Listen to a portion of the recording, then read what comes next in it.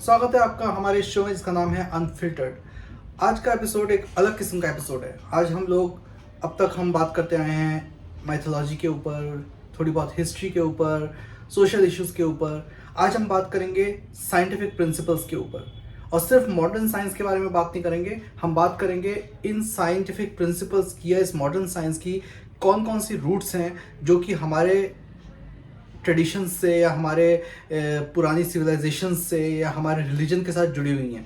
ऐसी कौन सी scientific principles हैं जो कि पहले समय में भी होते थे, लेकिन उनकी डिस्क्रिप्शन या उनको करने का तरीका अलग किस्म से होता था। तो इसके बारे में हम बात करेंगे हमारे गेस्ट के साथ आज। चलिए स्वागत करते हैं उनका हमारे आज के शो में।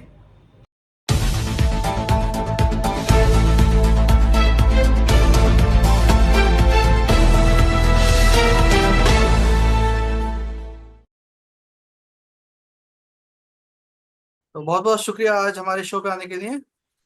और आज हमारा शो जो है उसकी थीम हमारे पिछले सारे शोज से थोड़ी सी अलग है, क्योंकि पिछले शोज के अंदर हम लोगों ने बात की थी माइथोलॉजी के ऊपर, थोड़ी बहुत इंडियन हिस्ट्री के ऊपर बात की थी, सोशल इश्यूज के ऊपर बात की थी। आज के इस टॉपिक में हम बात करेंगे साइंस के ऊपर, और साइंस में भी कुछ ऐसी चीजों से जो कि कहीं ना कहीं हमारी रूट से, हमारे धर्म से या हमारी पुरानी सभ्यताओं से जुड़ी हुई हैं। तो उसी के बारे में पहला जो क्वेश्चन है, जैसा हम लोग विष्णु भगवान के अवतारों के बारे में देखते हैं धर्म में, कि हिंदुओं में कि जैसे पहला अवतार था मछली का, उसके बाद फिर कछुए का, उसके बाद फिर वराह का, और उसके बाद फिर आपका वामन अवतार हुआ, उसके बाद फिर परशुराम आए। और इसी तरह से अगर हम डार्विन थ्योरी को देखें, अगर इस दोनों को साथ में रख के देखें, तो डार्विन थ्योरी के अंदर पहले पानी के जानवर आए धरती पर, उसके बाद एम्फीबियन आए जो कि पानी जमीन पे रह सकते हैं, फिर वाइल्ड एनिमल्स आए, फिर ऐसे इंसान बने जो कि एप्स थे, जो कि पूरी तरह डेवलप नहीं हुए थे। तो एक तरह से ये दोनों चीजें विष्णु भगवान के अवतारों को कंपेयर करें तो डार्विन की थ्योरी से एकदम मैच करते हैं। तो क्या ये थ्योरी उधर से ली गई है, हिंदुइज्म से ली गई है, क्योंकि हिंदुइज्म ज्यादा पुराना है? देखो, सोच जो है वो तो सब जगह पूरे विश्व में जहाँ भी आदमी पैदा हुआ, जहाँ भी है, उनकी सोच तो सबकी एक जैसी रही होगी। तो ऐसा हमारे यहाँ अगर कोई सोच थी कि इस तरह से है तो उस तरह से उधर भी रही होगी, वो तो अलग चीज़ है। लेकिन हमारे यहाँ जो उसमें विष्णु के जो अवतार बताए गए हैं, 10 अवतार बताए हैं, उसका जो है वो डार्विन से मिलता है। उसका कारण ये हो सकता है कि हमारे यहाँ उसको जो है, हमारे जो ऋषि मुनि थे उन्होंने उसको सोचा, उसको जो है कल्पना या अपने जो दर्शन के, जब एक चीज सोचो, विज्ञान जो है, विज्ञान की जो जननी है, विज्ञान किससे पैदा हुआ? विज्ञान अपने आप कोई स्वतंत्र चीज नहीं है जिससे अपने आप पैदा हुआ। विज्ञान दर्शन शास्त्र से पैदा हुआ है।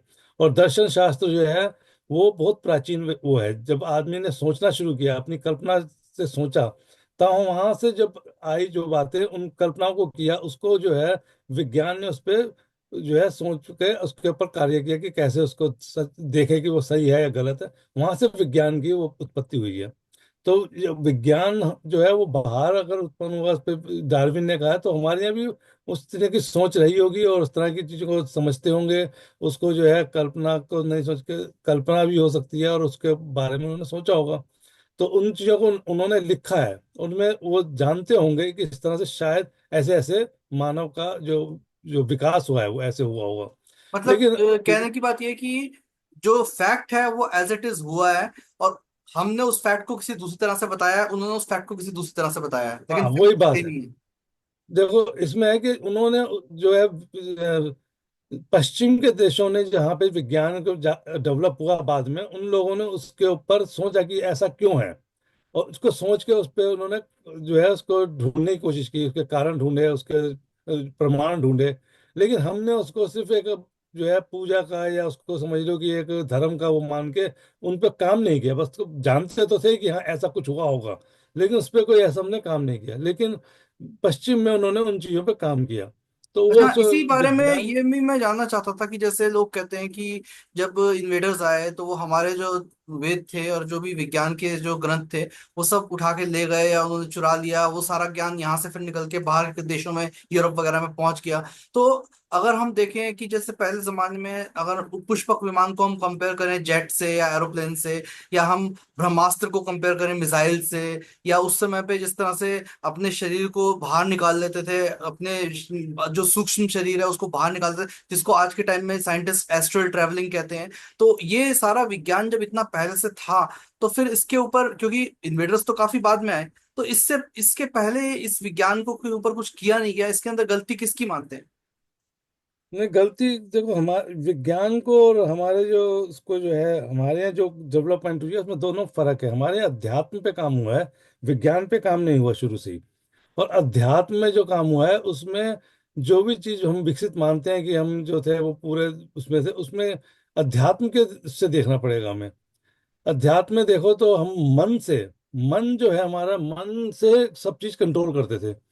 इसीलिए जब कहते हैं कलयुग, कलयुग में हम कलयुग का मतलब निकालते हैं मशीन मशीन से काम करते हैं। लेकिन सतयुग में यह था सत से, सत का मतलब हम अपने मन से सब काम कर लेते थे, मन से ही सब कुछ हो जाता था। तो मन में कुछ भी इच्छा रखते थे, उसको सोचते थे, वो चीज सामने प्रकट हो जाती थी। तो उस चीज का उसमें ज्यादा जोर है अध्यात्म के, जो प्राण है हमारा वो है। और इन्होंने जो मन से को ना सोच के, पश्चिम ने उस पर सोचा कि मन से नहीं होता, तो उन्होंने भौतिक रूप से उसको ढूंढना शुरू किया। और वहां से भौतिकता की वजह से विज्ञान डेवलप हो गया। लेकिन हमारे यहाँ जो इस चीज को भी मानते हैं वो मन से मानते हैं कि मन में अगर आपके विचार हैं, अगर तुम चाहो तो यहीं बैठे बैठे तुम कहाँ से कहाँ पहुंच सकते हो। तुम आंख बंद कर लो और अपने मन से तो तुम, मन की गति को माना गया, मन की गति से तेज तो कोई गति नहीं है। मन में बैठ के तुम सूर्य पे, चांद पे, कहीं भी जा सकते हो। तो वो लोग जो साधु और जो हमारे ऋषि मुनि थे वो मन से काम करते थे, मन से ही उनका सारा काम हो जाते थे। तो इसलिए कहीं भी आता था वो मन से ही करते थे ना सारा काम। उन्होंने आंख बंद की, समाधि ली और मन से सारे काम कर लेते थे, हर चीज मन से हो जाती थी। तो उनको इन कल पुर्जों की, इनकी मशीनों की, इनकी जरूरत नहीं पड़ती थी, भौतिक की। तो भौतिकवाद ने इस चीज को सोचा कि ये मन से नहीं होता, तो उसको उन्होंने ढूंढने की कोशिश की, भौतिकवाद में हो सकता है, नहीं हो सकता, ये चीज हर आदमी कर सकता है। तो उन्होंने विज्ञान की जो डेवलपमेंट, जो सोच बनी है, वहां से बनी है। तो कोई भी सोच बनती है वो बनती तो दर्शन शास्त्र से, उससे। अगर जहाज को उड़ाने की सोची उसने, राइट ब्रदर्स ने, तो उन्होंने कल्पना की ना कि पक्षी की तरह हम भी उड़ सकते हैं। उस कल्पना को करके ही उसको उन्होंने आगे बढ़ाया। लेकिन हमने तो कल्पना की, लेकिन कल्पना के बाद उसको भौतिकवाद में नहीं लाया, भौतिक के हिसाब से सोचा नहीं कि हम इसको भौतिक रूप में कर सकें। तो ये फर्क है थोड़ा सा हमारे में। अच्छा, अगर अध्यात्म के ऊपर भी ज्यादा काम हुआ हो, चलो मान लेते हैं कि भौतिकवाद पे ज्यादा काम नहीं हुआ, विज्ञान के हिसाब से ज्यादा काम नहीं हुआ, अध्यात्म के हिसाब से ज्यादा काम हुआ है, तो अगर उसको भी देखते हुए हम आज की सिचुएशन देखें, तो आध्यात्मिक लोग भी हमें आज ज्यादा नहीं मिलेंगे। मतलब ऐसा लगता है अध्यात्म के ऊपर भी कोई बहुत ज्यादा लोगों ने वो कुछ किया नहीं, आगे नहीं बढ़ाया उसको। भाई उसका कारण तो वही है ना कि उन्होंने उन किताबों में अध्यात्म में काम ना करके उसको पूजा की वस्तु बना के उसको उनका पूजना शुरू कर दिया। उस पे जो है जो क्रिया करनी थी, क्रिया ना करके उसको पूजना शुरू कर दिया। और जब पूजा करनी शुरू कर दी तो उस पे उन्होंने कोई काम नहीं किया आगे। उसको उन्होंने उसी को भगवान मान लिया, उसी को उन्होंने कह दिया, वो वहीं पे वो रुक गए, उसके आगे बढ़े ही नहीं फिर। तो इसीलिए जब आगे नहीं बढ़ोगे तो वो तो रुक गए ना, हमारी प्रकृति वहीं रुक गई। कि आपने किताबों में तो लिख के उसको देखा कि हाँ ये किताब में लिखा हुआ, उसकी पूजा कर ली, उसमें हमारे को सब कुछ मिल जाएगा। तो उस पर काम नहीं किया ना। अब योग शास्त्र में अगर योगी जो होते हैं वो अपना शरीर से अपने उसको निकाल लेते हैं आत्मा को, और वो करते हैं, वो हो सकता है, वो साधना से होता है, सब कुछ होता है। लेकिन उस पर काम कौन लोग करता है? कोई नहीं करता उस पर। कोई साधना नहीं करता, कोई कुछ नहीं करता, सिर्फ वो सोचते हैं कि पूजा से सब काम हो जाएगा। तो पूजा करके ही वो अपने सारे काम सोचते हैं हो जाते हैं। तो इसलिए हमारे यहाँ जो है ना, वो ना तो विज्ञान पे काम हुआ, ना अध्यात्म में काम हुआ बाद में। शुरू में अध्यात्म में काम हुआ, विज्ञान पे भी काम हुआ, लेकिन बाद के लोगों ने उस पर सब छोड़ दिया।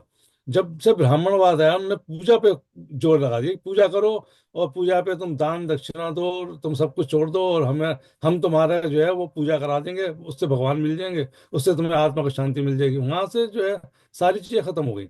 उससे अध्यात्म भी खत्म हो गया, उससे विज्ञान भी खत्म हो गया। दोनों चीजें हमारे यहाँ पे खत्म होने लगी, दोनों का नाश हो गया।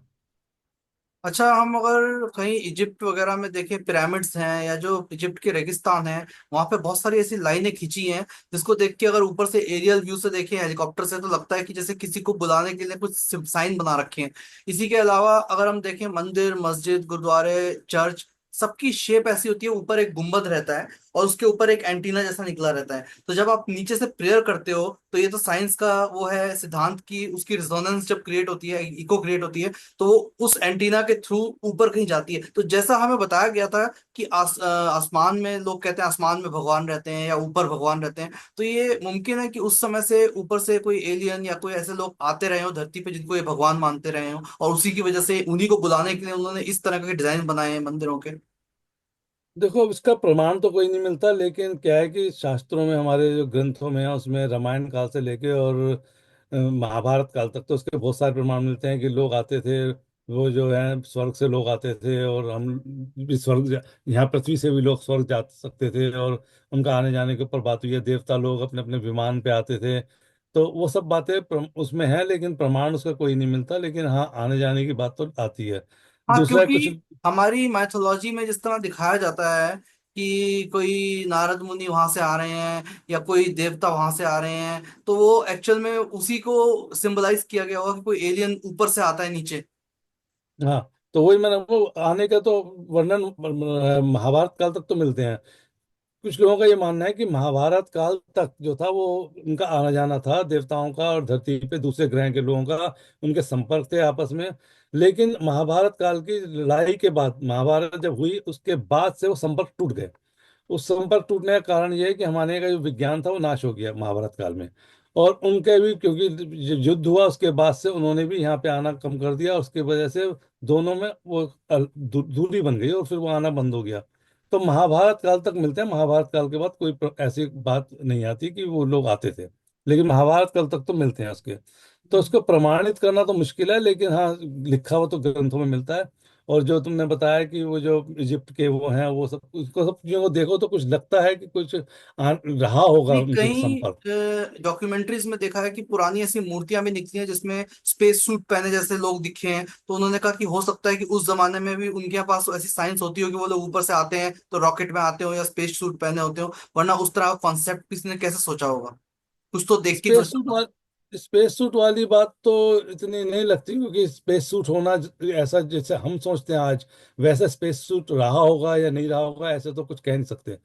तो उसके बारे में तो थोड़ा मुश्किल है, क्योंकि जो आज का विज्ञान है और जो हजारों साल पहले रहा होगा उसमें तो बहुत फर्क आया होगा ना। स्पेस सूट जो आज हम देखते हैं यहाँ धरती पे, उस तरह का स्पेस सूट ही रहा हो ऐसा तो कोई जरूरी नहीं है।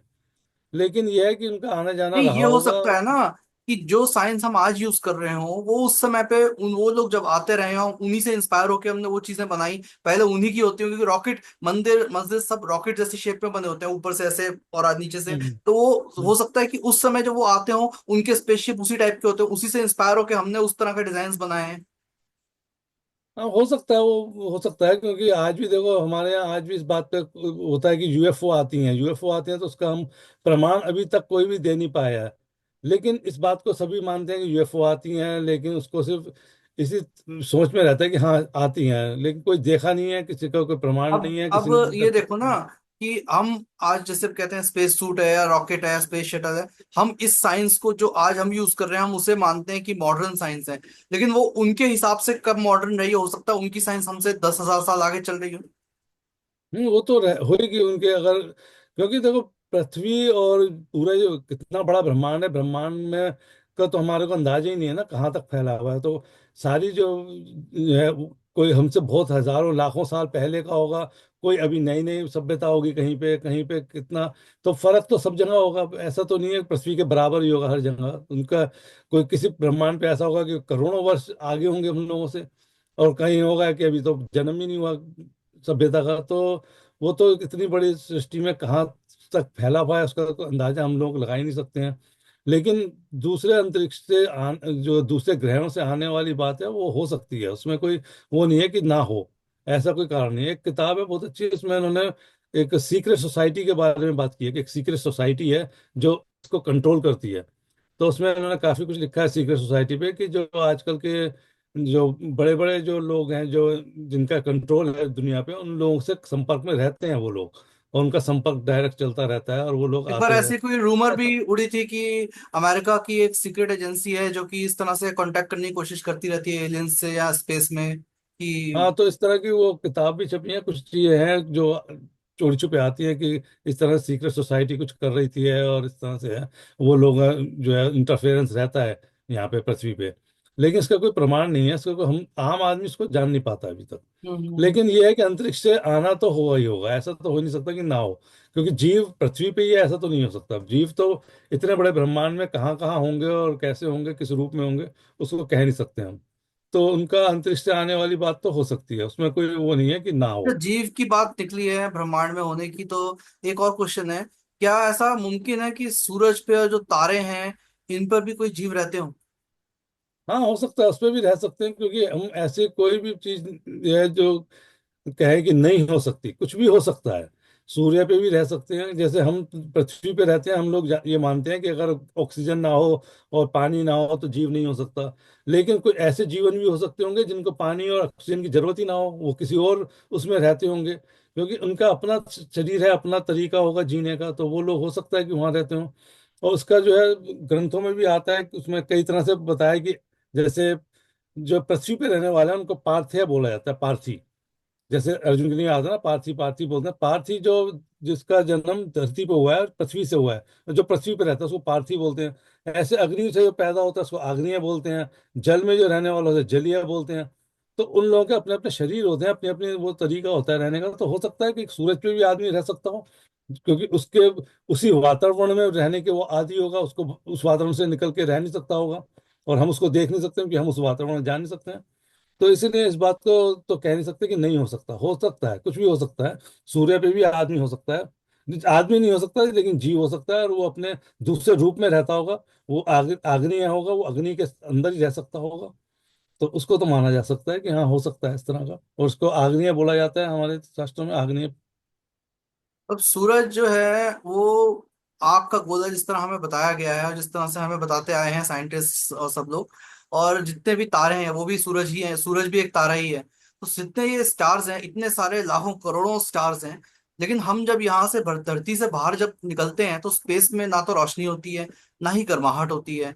जबकि अगर इतने सारे आग के गोले, इतने सारे तारे हैं ब्रह्मांड में, तो ब्रह्मांड में कितनी गर्मी होनी चाहिए। प्रकाश को अगर देखा जाए तो प्रकाश का कोई अपना अस्तित्व नहीं है। प्रकाश जो है ना, कोई किसी भी वस्तु का प्रकाश जो है जिस चीज से टकराता है उसका टकरा के वो वापस आता है, उससे आता है। कोई वस्तु होगी उससे टकराएगा तभी प्रकाश नजर आएगा, वरना प्रकाश नजर नहीं आएगा। तो धरती पे जब सूरज की रोश किरणें पड़ती हैं, वो धरती से टकराती हैं, तब वो प्रकाशमान होती हैं और प्रकाशित होती हैं। लेकिन जब अंतरिक्ष में है वहां पे उसको टकराने को कोई वस्तु मिल नहीं रही है, तो जब टकराती नहीं है वो, उसमें जो है जहाँ पे कुछ ना हो वहां उसके प्रकाश नहीं आएगा। प्रकाश तो वहीं आएगा जहाँ पे वस्तु होगी। वस्तु से टकरा के वो हमारी आंखों में आता है, और वो जब हमारी आंखों में आता है तो हमें प्रकाश नजर आता है। हमारा एक गलत जो है ना, हम जो गलत सोचते हैं कि हम किसी वस्तु को देखते हैं, हम वस्तु देख ही नहीं सकते। वस्तु का हमारे से कोई संपर्क ही नहीं है, आप वस्तु देखते नहीं है। वस्तु, हम जब जितने हमारी पांच इंद्रियां हैं, पांच इंद्रियों में जब तक संपर्क ना हो हमारी त्वचा का, तब तक हम किसी चीज का उसका वो जो है महसूस नहीं कर सकते, उसका अनुभव नहीं कर सकते। जैसे वायु है, वायु से हमारे कानों में आते हैं शब्द, तो हम कानों में शब्द का स्पर्श होता है, तो हमें स्पर्श से पता लगता है कि शब्द है। ऐसे नाक में दुर्गंध या गंध के वो आते हैं, वो नाक की त्वचा को छूते हैं तो हमें पता लगता है। ऐसे स्वाद का है, जीभ को तब तो स्पर्श करता है तो हमें स्वाद का पता लगता है। इस तरह तो दूसरे स्पर्श हैं जो भी हमें पता लगते हैं, लेकिन आंख तो स्पर्श करती नहीं है किसी वस्तु का, वस्तु का तो हमारा स्पर्श है ही नहीं। तो जब स्पर्श ही नहीं है तो हम तो उसको देखते कैसे हैं, हम उस वस्तु को नहीं देख पाते हैं। हम उसके जो है प्रकाश को देखते हैं। तो उससे जो टकरा के प्रकाश आता है, उससे जो इमेज बनती है उस इमेज को देखते हैं हम असली में तो वस्तु को नहीं देखते। हम प्रकाश को ही देखते हैं। प्रकाश, जैसे कैमरा जो है फोटो खींचता है तो किस चीज को खींचता है, वो वस्तु की थोड़ी खींचता है, वो प्रकाश जो आता है टकरा के, उस प्रकाश से ही वो एक इमेज बनती है। वैसे ही हमारे दिमाग में एक इमेज प्रकाश से बनती है, और वो प्रकाश जो वस्तु से टकरा के आता है। तो प्रकाश का आना जरूर जो है ना, वो वस्तु से टकराना जरूरी है।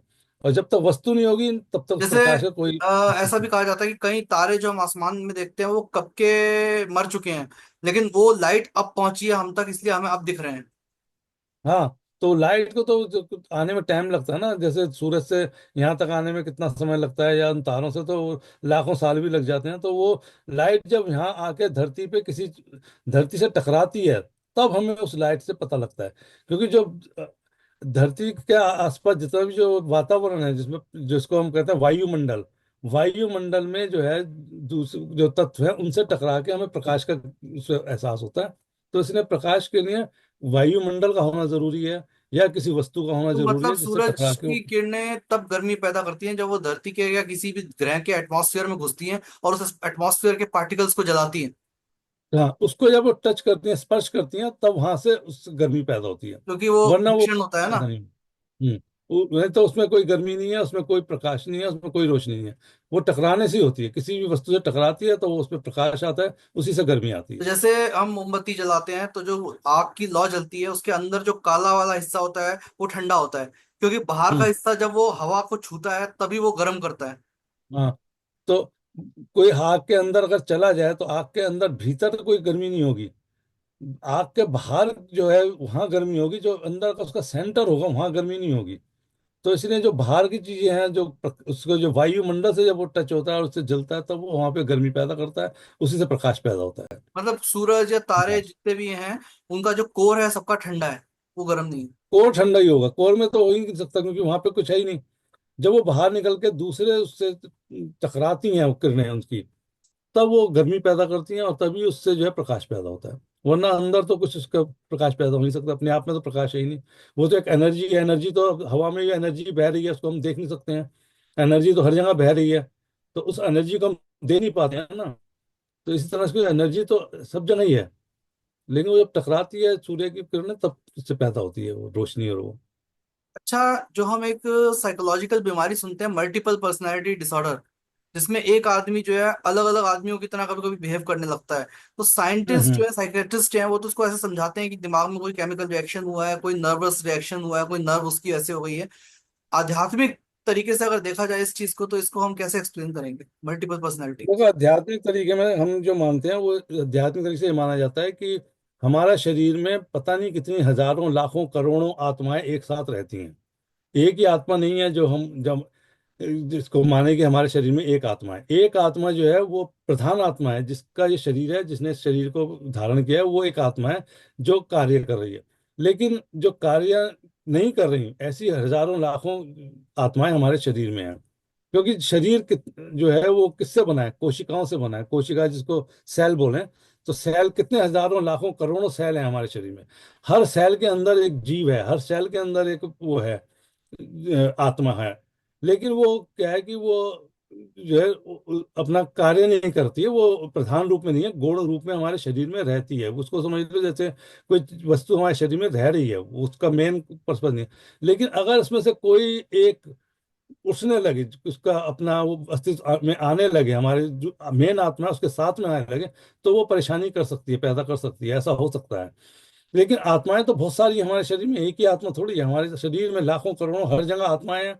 आत्मा तो सब जगह है। लेकिन एक ही आत्मा एक शरीर धारण करती है और उस शरीर धारण करने से वही मेन प्रधान जो होती है वही कार्य करती है। बाकी आत्मा सुप्त रूप में रहती हैं। जब तक उनको अपना शरीर नहीं मिलेगा तब तक वो है सुप्त रूप में दूसरे शरीरों में रहती हैं।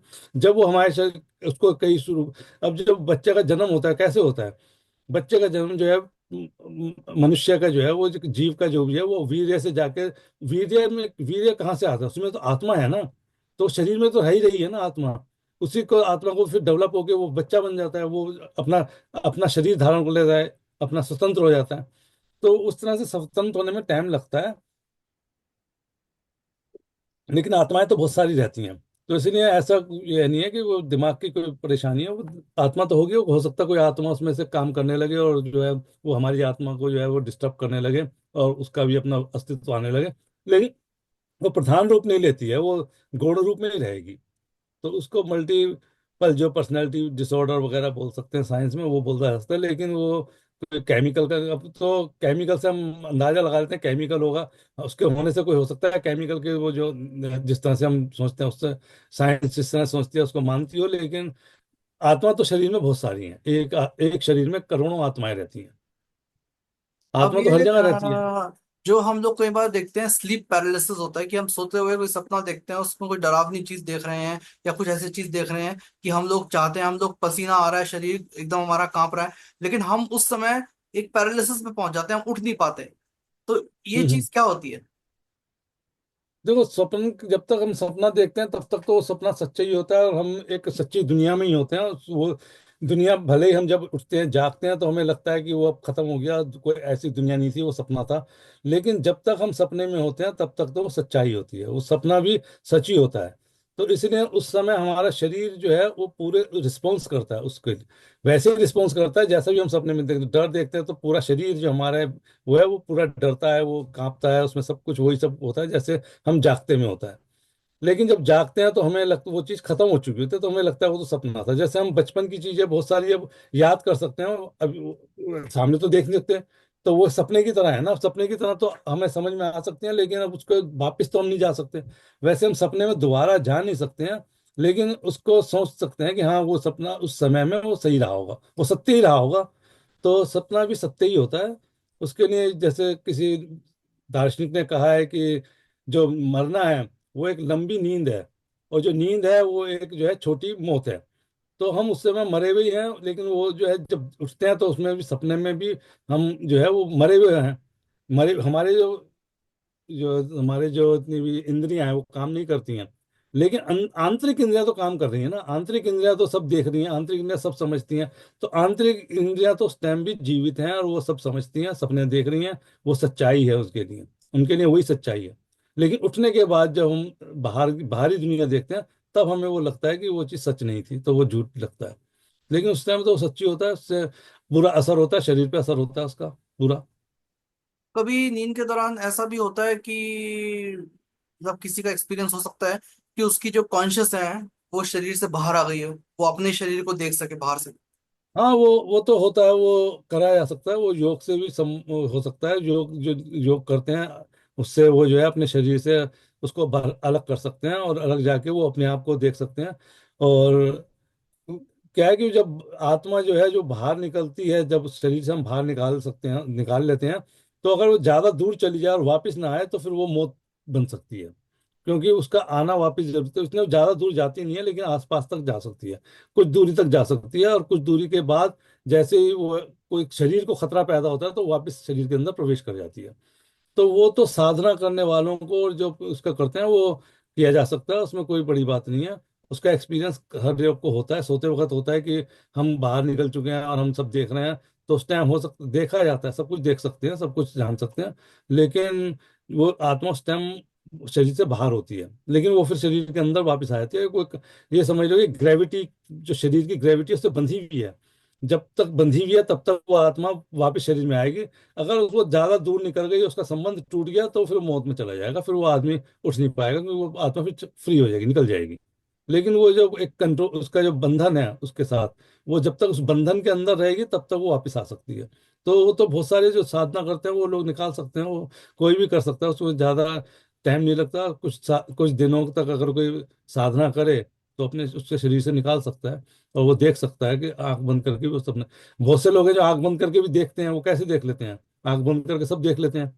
तो वो इसी तरह से देख पाते हैं, क्योंकि उनकी आत्मा बाहर निकाल लेते हैं वो अपने शरीर से कंट्रोल करके। तो वो हो सकता है, वो साधना से होता है, उसको किया जा सकता है, वो कोई ऐसा नहीं है कि ना किया जा सके।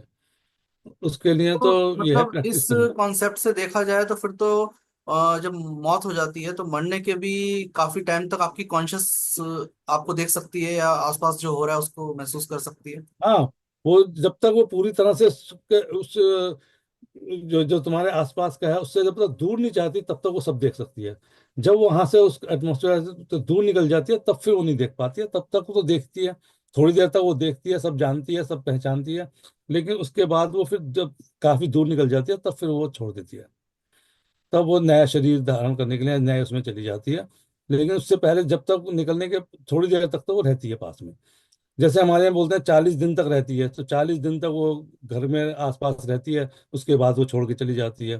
कुछ लोग 1 साल मानते हैं, कुछ लोग 13 दिन मानते हैं, तो उसमें अलग अलग माना हुआ है, मान्यताएं। उसको देखा तो किसी ने नहीं, प्रमाण तो कोई नहीं है, लेकिन इतना जरूर है कि वो तब तक तो जानते ही है। उसके बाद जब वो दूर निकल जाता है तब फिर वो छोड़ देता है उसको, उसका संबंध खत्म हो जाता है।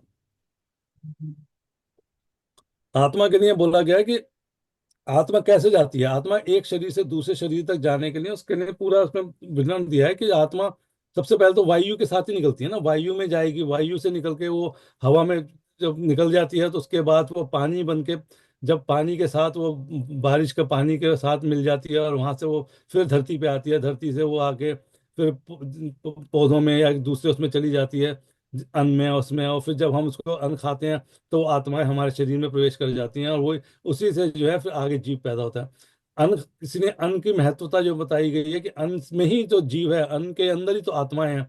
उस अन्न से हमारे शरीर में वो आत्मा आती है, उस शरीर से हमारा शरीर पुष्ट होता है, पुष्ट होने के बाद उससे वीर्य बनता है, वीर्य में आत्मा होती है, वीर्य निकल के फिर नई संतान पैदा होती है, नई संतान में आत्मा आती है। तो ये आत्मा को जो बताया चलने का तरीका वो यही बताया है कि वो वायु में जाती है सबसे पहले, शरीर छोड़ के वायु में जाती है, वायु में जाके वो जो है आकाश में चली जाती है, आकाश से फिर वो बारिश के पानी के साथ वो धरती पे आ जाती है, धरती से वो पेड़ पौधों में चली जाती है, अन्न में चली जाती है, उससे हमारे शरीर में फिर वापस आ जाती है।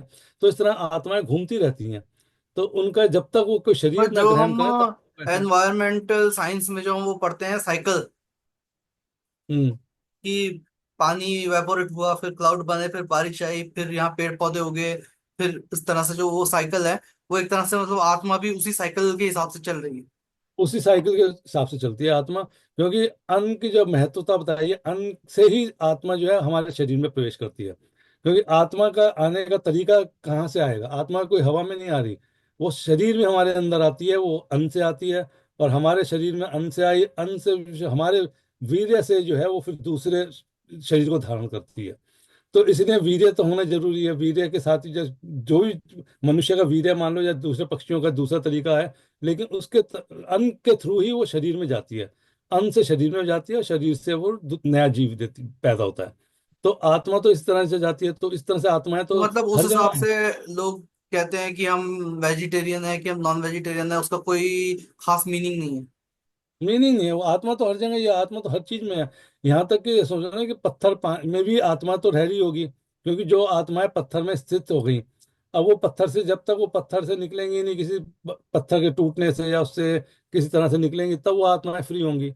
तो आत्माएं तो पता नहीं कहाँ कहाँ किस किस रूप में हैं, लेकिन जब उसका समय आता है तब वो शरीर धारण कर लेती है, और उसका समय, हर आत्मा का अपना एक समय होता है कब उसने शरीर धारण करना कब नहीं करना।